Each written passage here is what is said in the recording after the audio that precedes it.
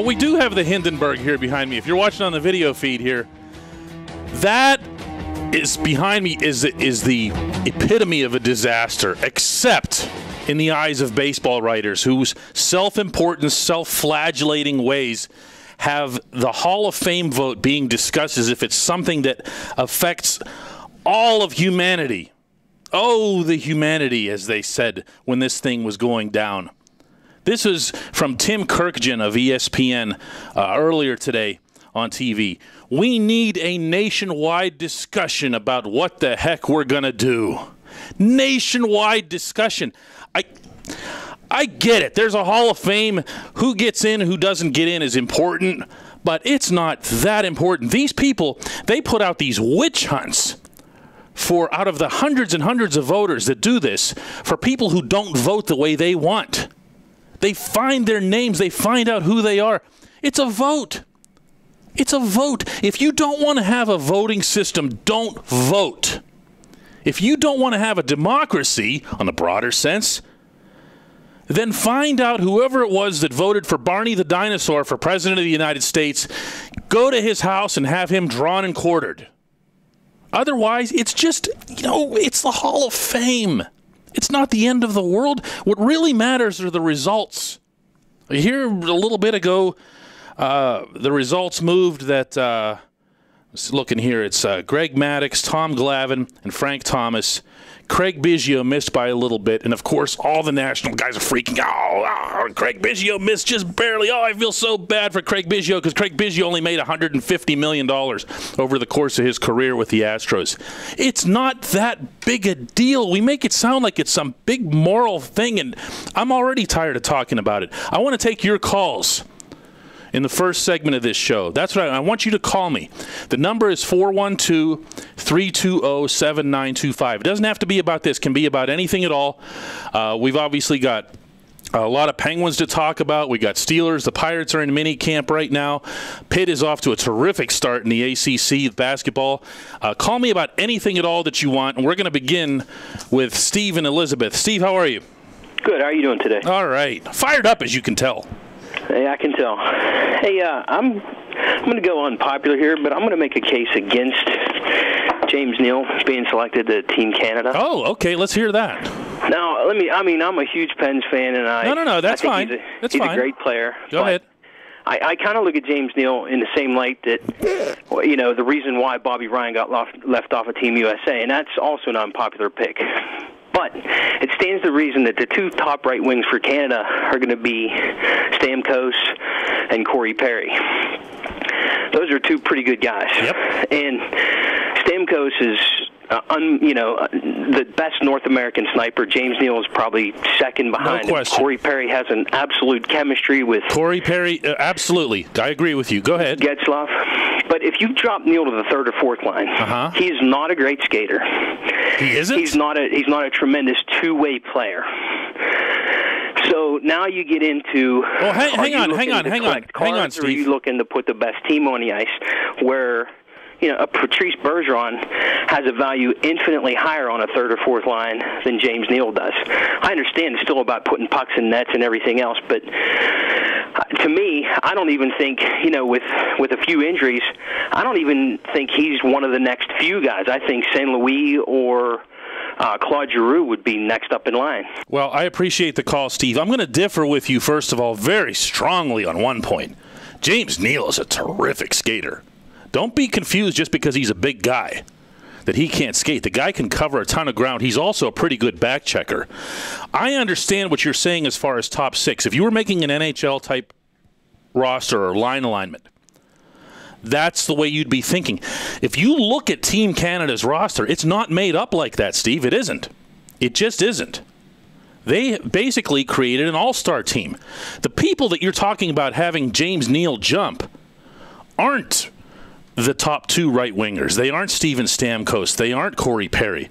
It's Rick Nash. It's Rick bleeping Nash, who has done nothing for the Rangers, who has done nothing of significance in big games in his career. If you're going to have a debate about whether or not James Neal should be on that roster, you have to look at the roster as they put it together. And he absolutely, unequivocally should be in that context. Although I will agree with another point that you made, that Marty St. Louis is a very deserving candidate and on a big rink could really help them out.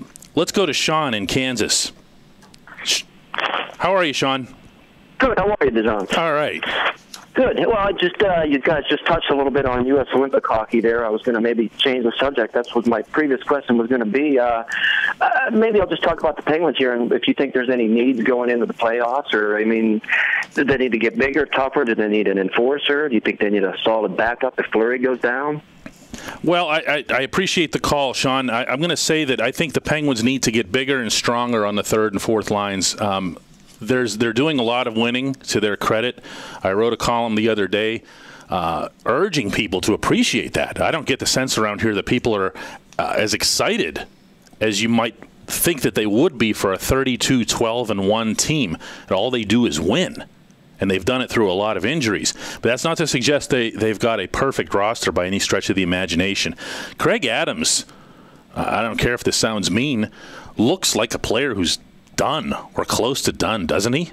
And I think that's something that the Penguins need to be aware of and concerned about. Having a fourth line where you basically just hodgepodge Craig Adams and move Derek Engelland up and other stuff like that, that's not a solution. That's not a long-term solution. On the bright side, getting third and fourth liners is much easier for a GM to do than going out and getting top six guys. So Ray Shero has a little bit of a blessing in that regard, especially if Brian Gibbons can continue to do the job on the first line. Bo Bennett's going to come back, you'd think, at some point. But it's going to be it's going to be a little bit of a challenge for Shero to fill those last two spots out. But there's no question he has to do that. Let's go to John in his car. Hi, John, in your car. Hi, Dejan. Yes, I'm in my car just north of Marietta, Ohio, on my way to Beavertown, Ohio. There you go. What's going on? I just wanted to make sure your listeners were aware of Point Park University's ladies basketball team is 14-0 and 18th ranked in the nation. I will bet that they were not, John. I'm just going to go out on a limb here and say that they were not. That's why I called. try to start paying attention and check them out now that they play their home games on at West Mifflin at CCAC's campus there. You can get all that information on their website. I appreciate that, John. You are Point Park University women's basketball's best friend.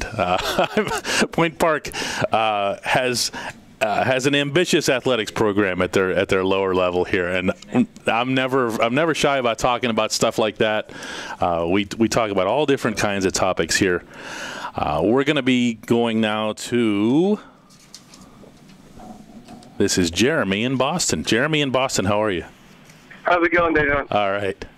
Hey, I saw your tweet yesterday about calling in, so I made sure to call in. And, I love you for that. And the number, if you can hang on for 1 second, Jeremy, because I want more people to call in. It's 412-320-7925. If you didn't get it the first time, I'm going to say it again slower. 412-320-7925. And I appreciate it, Jeremy. What's on your mind? Hey, just thinking about Pitt football, and everyone's going crazy because we went to the Little Caesars Bowl, and I'm just, kind of sick of the mediocrity and being happy with sort of barely making it. I mean, we've pretty much been the same team for about 10 years now, and I don't think the program's on an upswing at all. Well, let me ask you a question. Down. We're losing, hometown recruits. We're losing the best of the best from around here, whether it be Drayvon Henry or whoever. And I think, the Pitt fan base we're just satisfied with that, and I think it's ridiculous. Well, Jeremy, let me ask you a question. Okay? Yeah. We're looking at, first of all, Pitt's recruiting. They have lost a couple of big guys. They also got a great wide receiver in Adonis Jennings from Florida. Could be a good bookend. And people are saying that Pitt could have one of the better offenses in the country next year. Defensively, they've obviously got a long way to go. What I want to ask you is, how do you feel in general about Pitt being in the ACC? After what you've seen over the last couple of weeks in bowl games, seeing Florida State win a championship, seeing Clemson beat Ohio State, do you feel better about Pitt being in that conference than you might have a year ago? I think Pitt moving to the ACC was the best move they ever did. Did you think that a year ago? Yes, I did. Come on. a weak, terrible conference to be in, and we couldn't be protected in that conference anymore. Well, that's obvious. That's obvious. But But when you saw West Virginia going to the Big 12, did you think, wow, that could have been Pitt? No, I didn't really like. Well, yeah, I mean, I like the move. I think the Big East is just a terrible football conference, and I think the ACC is going to make us recruit better because we can't get by with 2-star recruits anymore because we're not playing, Cal U anymore. We're playing real teams,